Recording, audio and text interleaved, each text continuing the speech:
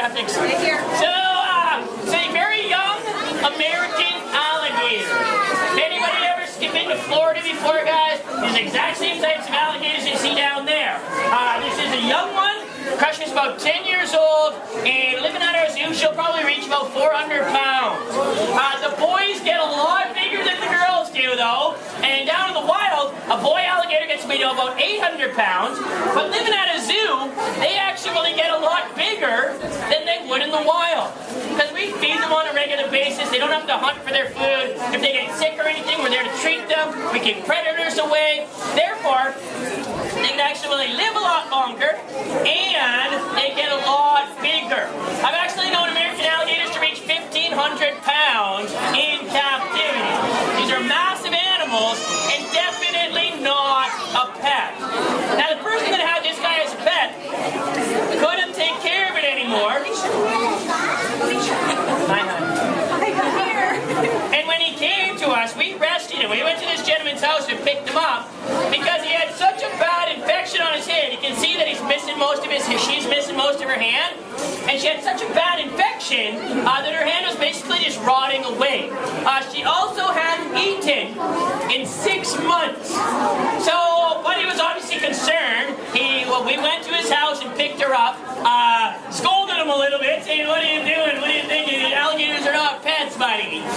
And took it home, took it to our zoo, took him to our special alligator doctor, Dr. Auger up in Ottawa, put it to sleep for a little bit so we could amputate her hand, and at the same time x-rayed her and figured out why she hadn't been eating. Now, how many people here have dogs as a pet at home, you guys? Okay.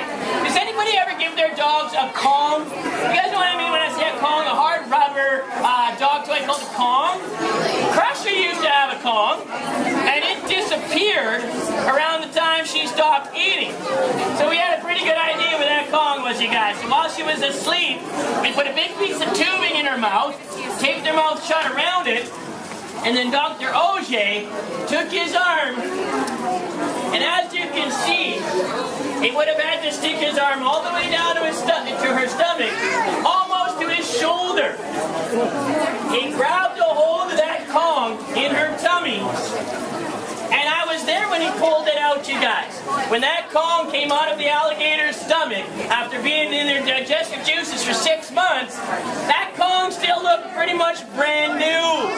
Kind of gives you an idea how strong and durable those toys really are. But also, an example of why alligators do not make good pets, you guys.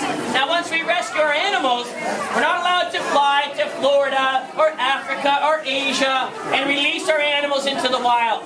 So all we can do, guys, is give them the best lives that we can. She has a much better life than she used to have, trust me, okay?